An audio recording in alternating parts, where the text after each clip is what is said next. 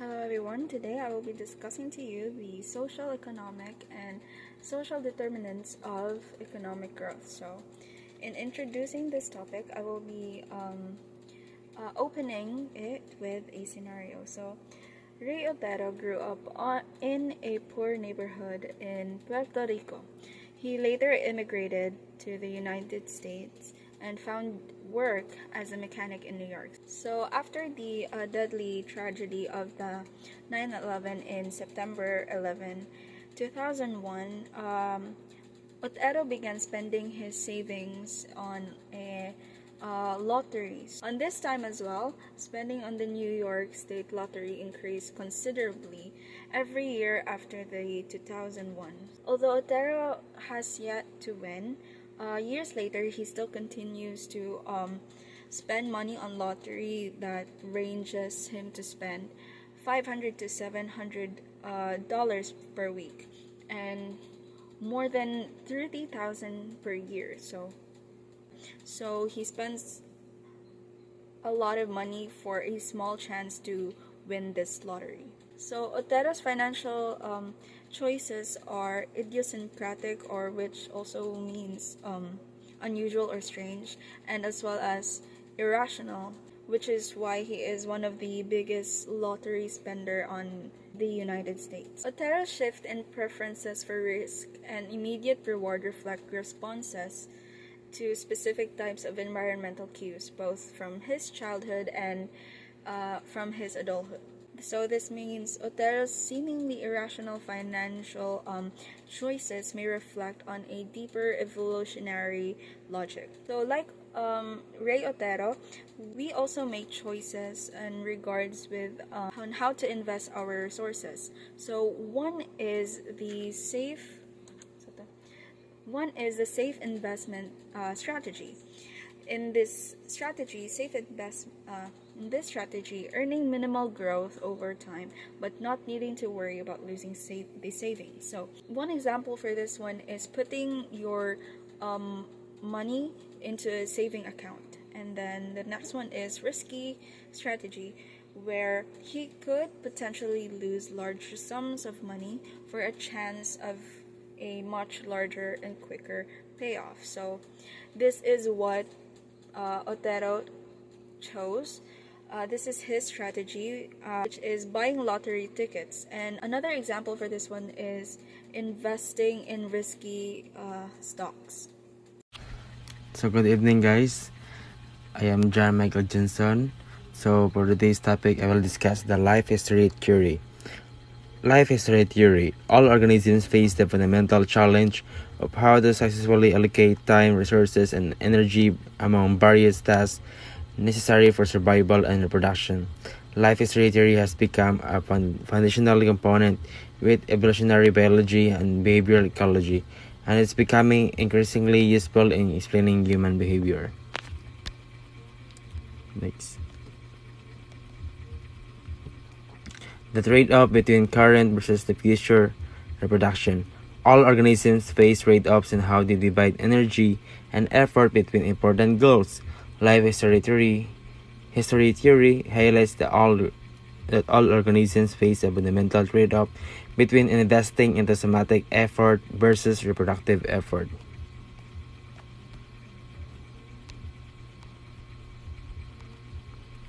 So somatic effort involves investment in the growth and maintenance of a physiological system and embodied capital, knowledge, and skills, while reproductive effort involves investment in activities directly related to intersexual competition, courtship, reproduction, and some species parenting.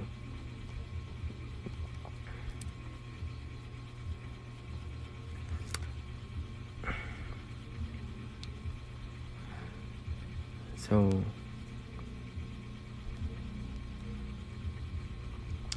this fundamental life history trade-off can be illustrated with an analogy to a bank. Kenrick and Lucy 2000. Somatic effort is akin to building a bank account, whereas reproductive effort is akin to spending discount in ways that help replicate the investor genes. Environmental contingency in life history strategy. What are the factors that lead some organisms to adopt faster strategies and lead others to adopt slower strategies? Life history theory highlights that strategies develop in response to ecological factors. Ecological factors include the following. First is harshness, the age-specific rates of mortality and morbidity.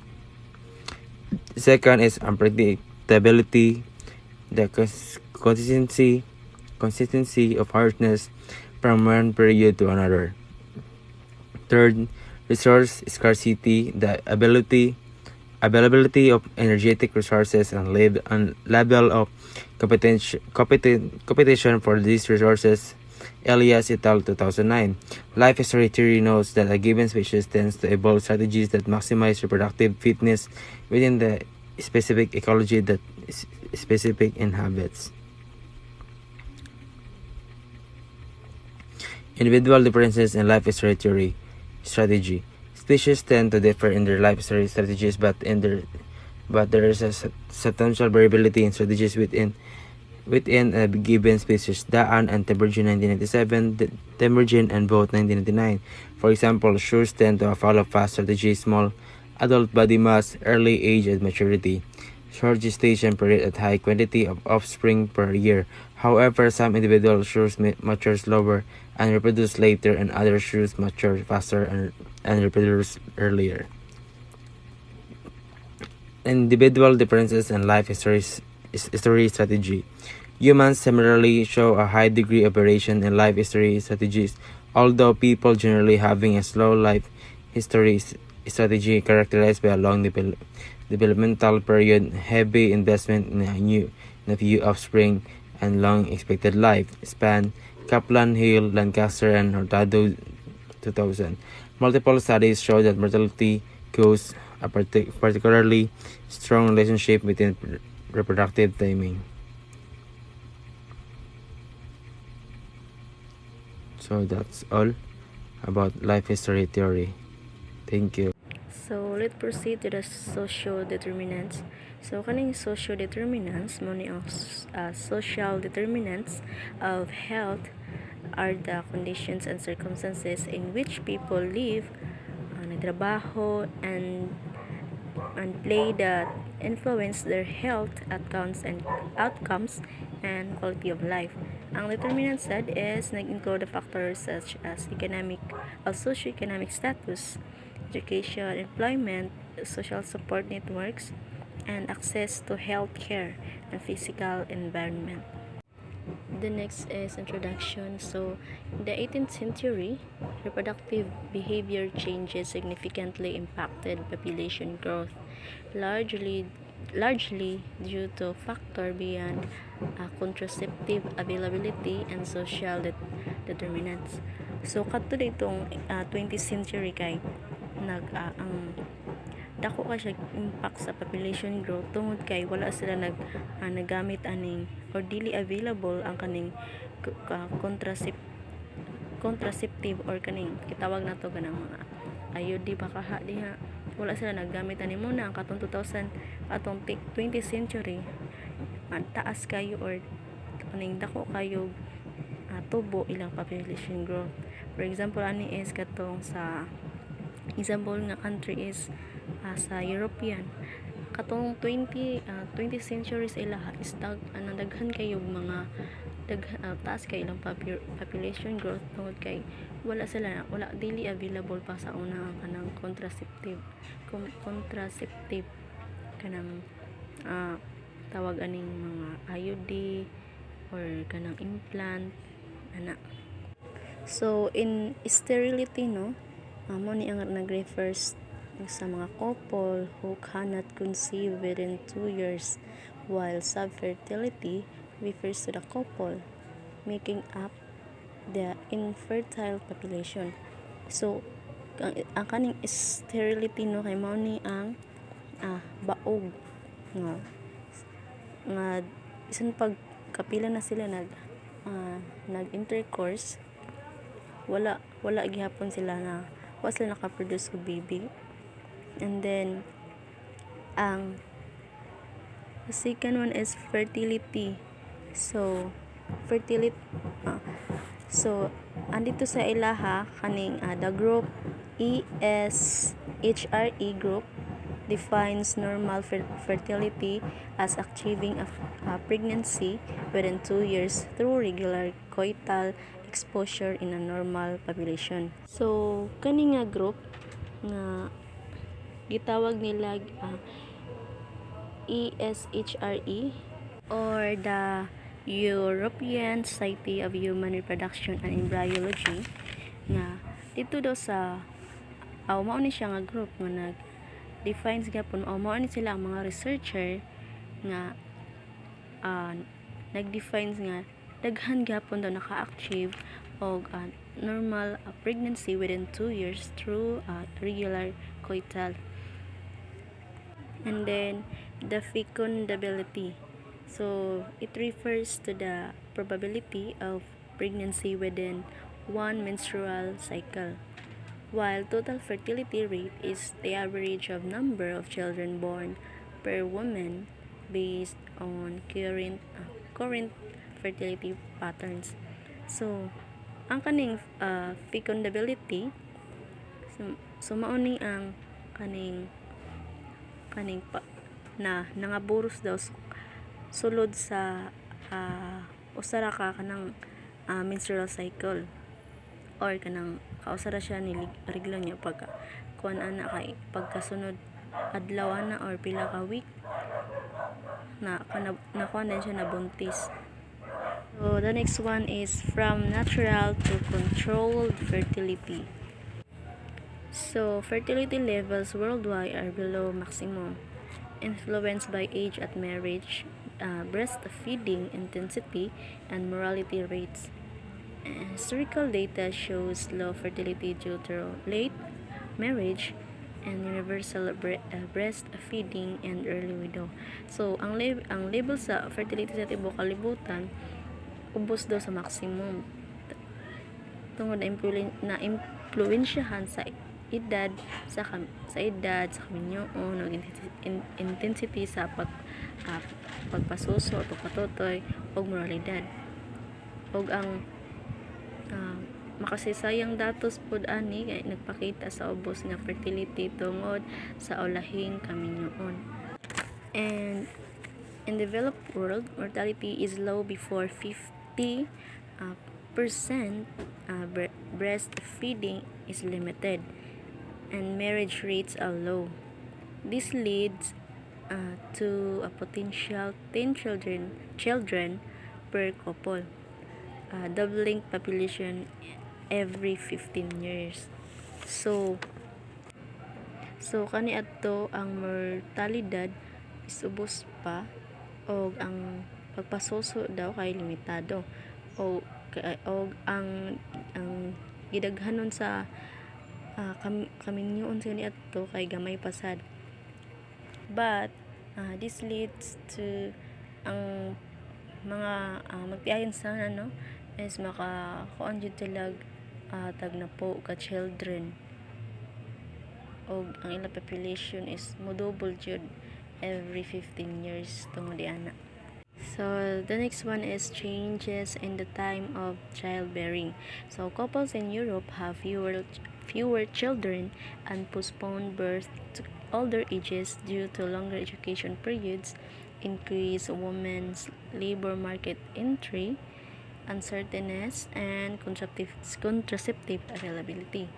So dito sa Europe ang magtiayon dito adun na ray gamay ra nga anak o i-postpone nilang pagpanganak sa mas tigulang nga edad o kagituon nila ilang panahon sa pag-eskwela o ang mga babae sa dito kay mas gituon po nila ilang kaugalingon sa pagsulod og trabaho. So is fecundity declining? So in Europe, low fertility is primarily due to men and women wanting fewer children, but some couples are unable to have them and postponing childbearing to older ages may lead to decline in fecundity used to age, but this decline is difficult to assess due to factors like spontaneous abortion, permanent sterility, and impatience. And other possible explanation for very low birth rate dito sa Europe is ang uh, population nila dito ay kay niabot og 6 billion kaniadtong 1919, apan ang kadaghanang nasod sa Europa adunay fecundity rate nga ubos sa 2 point nga ang kasagarang rate maoy 1.4 kaniadtong 1995, nga may ubos nga rate sa Russia Federation og sa sidlakang mga nasod sa Europa, og ang Iceland, Cyprus, and Turkey adunay mas taas nga rate sa fecundity matag babae, nga ang mga rate sa pagkahimusgo matag 1,000 ka individual sa 1996 maoy 10.8 sa European Union. And fecundity rates in Italy have been declining since the middle 1970s, with a peak rate around 1956. However, the main rate has been steadily declining since 1922, especially for a generation born after 1932. This suggested that the composition of different cohorts and their reproductive patterns significantly influence cross-sectional rates. And then European countries declining the birth rates are primarily social and economic, with no clear correlation between contraceptive availability and practice, or abortion rates and birth rates. Countries like Italy and Spain have low birth rates due to low contraceptive use and declining abortion rates. Age at first marriage also doesn't correlate with fecundity rates, with Denmark, Sweden, and Iceland having higher birth rates. And the last one is medical demographic factors, nga mao hinungdan nga dili masaligan nga maikalabutan sa mga rate sa fecundity nga nagsugyot sa economic ug social nga mga determinasyon. Ang mga kalainan mahimong tungod sa mga pattern sa immigration nga adunay mas taas nga rate sa pagpanganak sa Central ug Northern Europe compared to Mediterranean countries. And that's all. Okay, good day everyone. This is Lucky Falcon and I will be reporting about the individual differences in life history strategy. So there are three different regimes or regimens. So in discussing the economics of human fertility behavior, it is necessary to differentiate between the three different stages in any society's economic development, centered on what is known as the demographic transition, the period when countries move from high to low fertility and mortality rates. It is generally believed that prior to the transition, there is little conscious individual control of fertility, and it is even suggested that in any agrarian societies that couples experience an excess demand for children. That is, children are seen as assets because of their ability to help in agriculture. But biological restrictions and high mortality rates keep couples from having as many children as they would like. Then, as development progresses, mortality rates decline, thus allowing more children to survive to adulthood. But at the same time, couples' demand also declines because the net benefit of having children falls with urbanization. So this would say that if a family doesn't have um, any much more savings to support the family, then they would not want to have, or they wouldn't have the demand for children. And that would also mean that mortality, even if the mortality rates decline, uh, that would still not allow them to demand for children.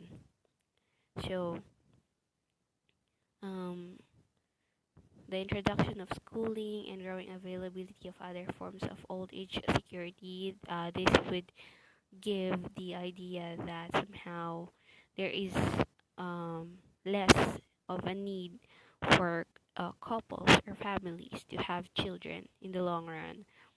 And then at this point, couples begin to practice deliberate fertility control and economist models become relevant. Therefore, the focus will be on economic factors that are thought to be relevant in determining the level of fertility after a society has reached the potential replacement level of 2 children per woman. So, economic factors influencing post transitional fertility. The first one is the post World War II baby boom in many Western nations. Then, the subsequent baby bust that has brought fertility rates to as low as 1.2 in some countries disabuse economies of that notion or nation. So that would mean that in the Western nations, those that experienced the World War II after the war, um, expected that there are lots of people that died, or the mortality rate increases by that time. So there is also a need for them to produce more children um, to support the population. And then because of some males or militaries would gain much more savings returning from the war, then that would mean that they have the ability to support family, even a big one. And that's a reason or a factor for them uh, to demand children. While in some countries, they would like want to have at least one child so that the chances would help them to survive and make the lives of the children or the child survive at least. So, number two, competing but to some extent complementary theories are generally referred to in explaining the baby boom and bust in the second half of the 20th century, in which was related to the income of a family households given the times by 1940s up until 1950s. Men returning from military was said to get larger incomes than women that boosted the population. So just like what I've said, um, the salary, the bigger the salary of the men that returned from the military, surviving the war, also helped them to boost the population. So it is usually referred to as the relative cohort size hypothesis. Also assumes a positive relationship between the desire for children and family income, but juxtaposes with this with a couple's material aspirations, which are assumed to be strongly influenced by the standard of living experienced by young adults when they were growing up. So a couple feels able to afford children only when they were growing if family income surpasses some threshold determined by material aspirations. So that means if the couple doesn't feel that they can afford something, then they would also not want to have children. If a couple cannot buy a house, a car, or even material needs for their home, then they would not want to have children also. And it is hypothesized that young adults in the 1950s who were born and raised in the Depression and war years set a lower threshold on average than young adults in the 1960s and 1970s who were raised in the affluent post-war years. So those that were born from and raised from the war years, 1940s, 50s, 60s, they were the ones doesn't want to have children because of the traumas that they've been through, and those that lived or been born after the war, they were the ones that has the advantage, or they were the ones that want to have or to raise um, children. So economic factors influencing post-transitional fertility.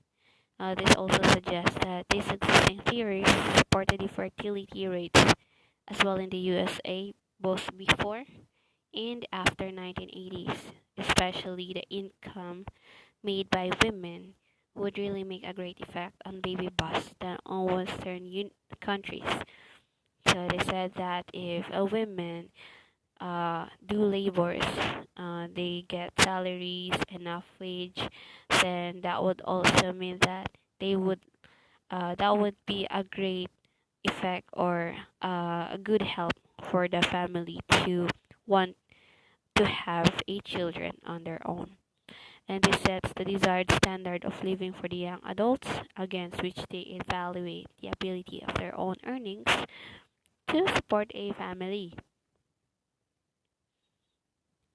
So that means if a person, or especially if a female, would have the ability to gain a higher salary, then that would be much greater effect for them to want to have a children. So other important economic factors affecting fertility today is the female wage. So these two young women's wages exert both negative, or the price of time, and a positive income effect on fertility. And the strength of these two effects vary depending on a young man's relative income and on the availability and acceptability of purchased childcare. So either way, a couple, women would um, have the ability to gain money. Uh, the negative effect would that be, I mean, the positive effect, they would have enough savings, especially if the couples, the women and the men, are able to have a job and a good salary, and they will have a savings. Then that would mean that they won't want to have the children, they can support the child. But then the negative effect is that the price of time, the mother wouldn't be able to take care much of the children, and that would uh, be the reason for the children to grow up without much of the care from their parents, especially the mother. And that's also the reason why uh, for the availability of or acceptability of purchased childcare, wherein the people or the couple would like to have a nanny for the children because they cannot be able to sustain or give time enough time to take care of their own children. So in 1985, most countries experienced baby boomlet, as suggests that the raise of women's wages and fertility rates rose up parallel. So by the years 1985, mostly before or after, most countries experience this baby boomlet because women are able to raise wages, and they have enough money, so they would also want to they are able to provide for the family, and they would also want to bear children of their own by that time. So suggesting that there is continuing demand for children, and women feel increasingly comfortable with purchased childcare or having a yaya or nanny for the children, and then they are more able to take advantage of purchase childcare as their own earning potential rises. So yeah, the ability to um, purchase or purchase the service of a nanny to be able to work still. So explanations for desire to reproduce have generally been either biological in nature, psychoanalytic, or associated with social pressure. More recently, developments in attachment theory have led to a different approach that focuses on the security of a person's attachment relationships. That's the psychological aspect. So, for the biological explanations, it is often assumed that women's desire to have children is genetically or hormonally based, and because of their capacity to have children, women are biologically predisposed to wish to reproduce.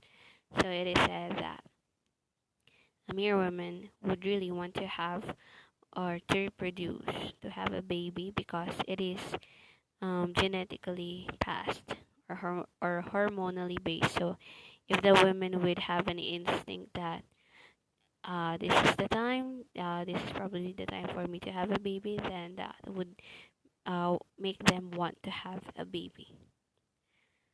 So, psychoanalytical explanations from a traditional psychoanalytical perspective, motherhood is viewed as essential for women's development of a female identity. So, growing up, if you are born to be a girl, you'll be a kid, and then come up to the puberty stage, wherein you will be able to somehow produce, and then especially you will get to the time that you will be married, you'll have you would want you would have a couple, and you would want to have your own family. So yeah, that is somehow, if you will become a mother by that time, then that would mean that your identity as a female or as a woman is already complete. So, according to Freud, the successful resolution of the Oedipal conflict for girls involves substituting the desire for a penis with a desire for a baby. So, instead of women desiring for the men's organ, the penis, so they would have there will be an exchange for the desire of a baby somehow. And this idea is the maternal instinct of a woman, uh, since they are inborn, that needs to procreate or produce. For Dosh, motherhood would consider to be essential in order for women to achieve a sense of fulfillment. Since that means that um, naturally women are born to produce. So if they you were women are able to produce, then there will be an absence of fulfillment on their part. So, psychoanalytical explanations and influential reformulation of this perspective by Shodoro posited that women became mothers as a result of their experiences with their own mother throughout childhood. So, however, he also explained that, or he also believed that biological differences between the sexes are at the root of women's desire to reproduce. So, whatever experiences that a girl has with her own mother, that would be an effect. That's Shodoro's explanation. And then also, he believes that it is still a maternal instinct for a woman to have or to bear a child somehow. So social cultural explanations, it has been argued not only that women obtain approval for having children, but also the childlessness is viewed as a form of divine behavior, and that those who do not have children, particularly childless married women, are stigmatized by society.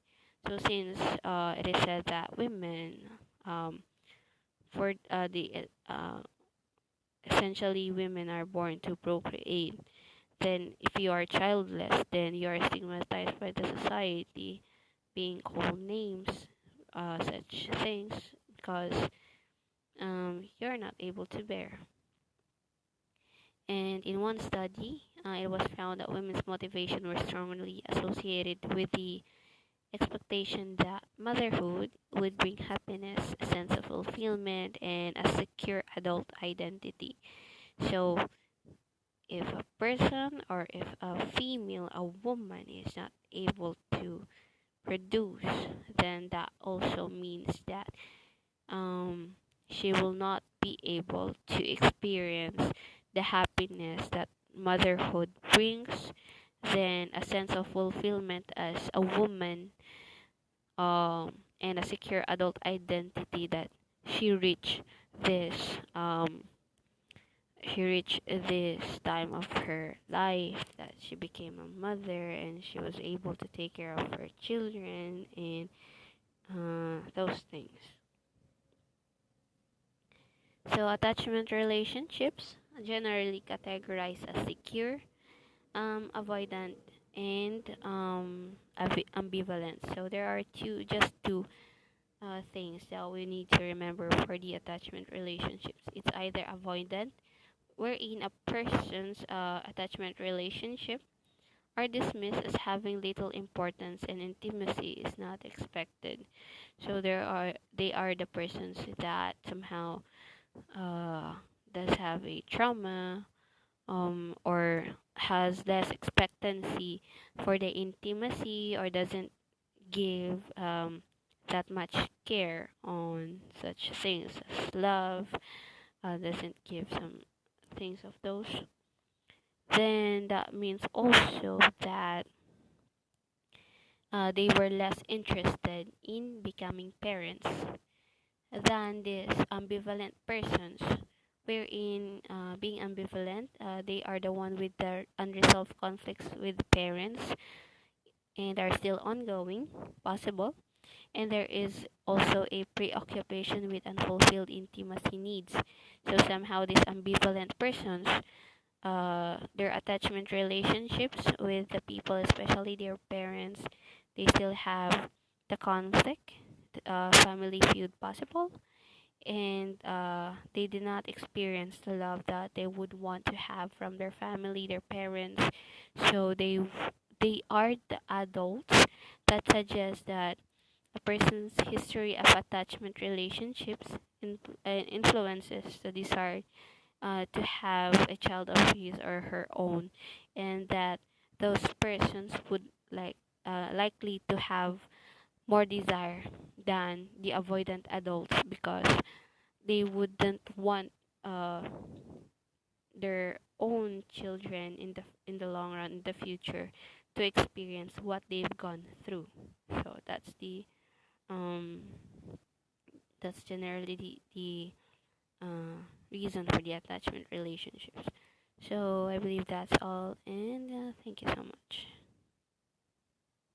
So now we proceed to the role of family planning. So family planning makes it more likely people can have their desired number of children and helps them determine the spacing between pregnancy. So, so it allows women to uh, avoid unplanned pregnancies and decide how many children to have. Having the ability to control the size of your family enables you to uh, find the resources to support your family. Family planning as well can reduce the numbers of poverty. Next one is estimating the real prevalence of subfertility in an affluent Western society. So subfertility, it is the failure to conceive a child after 1 year of an unprotected regular regular sexual intercourse. So the first factors of subfertility is a male factor. Male factor in fertility includes dysfunctional sperm, inadequate sperm concentration, and obstruction. So, dysfunctional sperm or sperm dysfunction is the most obvious cause of male infertility. Sperm dysfunction defects includes defects in quality or quantity of sperm produced and defects in sperm emission. So the meaning of defect sperm is like a large or misshapen head or a crooked tail or double tail even. So next is inadequate sperm concentration. So this means of having low sperm count. So having low sperm count decreases the odds that one of your sperm will fertilize the woman's egg. And so the next one is for the female factor. Female factor infertility can be due to ovulatory dysfunction. Ovulatory dysfunction is when a woman has irregular menstrual periods or does not ovulate at all. So next is poor egg quality, anatomic abnormalities, or hormonal imbalance. During the period of the study, 15% of couples sought specialist medical care for their fertility problem, and not all of them fulfilled the criteria for subfertility. However, these findings are in accordance with previous findings, who found that at least 1 in 6 couples needed specialist help at some time in their lives. So next is availability and uptake of fertility programs. So a further means of assessing the social determinants of reproduction is exploration of demographic and economic factors that may influence the uptake of services by couples with infertility. Infertility services ranges to non-existent or virtual oversupply, which means there are more supply than on the market than the consumers actually would want to buy, and this depends on different countries or regions. So lastly is uptake of infertility services. So women who seeks help for fertility problems are older and they have higher incomes rather than the women who seeks for infertility problems. And nevertheless, the distribution of occupations among these women attending tertiary care and fertility center is typical of the distribution in the population. So ang pasabot ani is that women who seeks help for fertility problems are the ones who have higher incomes, and most of them are married. And meanwhile, ang mga seek help for infertility problems are the very opposite of those who seeks fertility problems.